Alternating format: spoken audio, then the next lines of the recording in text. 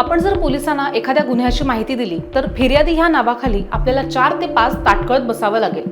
आज अजबच प्रकार घडलाय तळा पोलीस ठाण्यामध्ये। तळा शहरामध्ये गुन्ह्यांचं प्रमाण दिवसेंदिवस वाढत चालल्याचं समोर आलंय। तळा शहरामध्ये चक्क बेवारस बंदूक सापडल्याचा धक्कादायक प्रकार घडलाय।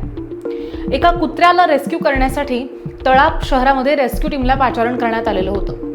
ही टीम जेव्हा त्या कुत्र्याचा शोध घेत होती तेव्हा त्यांच्या निदर्शनास आली ही बेवारस बंदूक। त्यांनी ह्याबाबत तात्काळ पोलिसांना घटनेची माहिती दिली। माहिती दिल्यानंतर मात्र पोलिसांनी आपली कामगिरी पार पाडायला सुरुवात केली।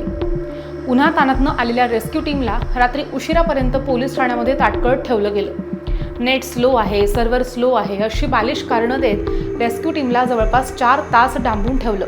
विशेष म्हणजे ही टीम सातत्यानं लोकांची कामं निस्वार्थी करत असते। या टीमचा प्रत्येक पोलीस ठाण्यामध्ये सत्कारही केला जातो। या टीमनं आतापर्यंत कित्येक रेस्क्यू ऑपरेशन्स यशस्वीरित्या पार पाडली आहेत। पण तळा पोलीस ठाण्यातल्या ह्या अजब प्रकारामुळे तळा पोलीस ठाणं पुन्हा एकदा चर्चेत आलंय। तळा पोलिसांकडनं रात्रीच्या वेळी प्रत्येक आळीत पेट्रोलिंग करण्याचं गरजेचं आहे, पण तसं होताना अजिबात दिसत नाही। एखादा मंत्री आला तर मात्र ही पोलीस गाडी मागे फिरताना दिसून येते।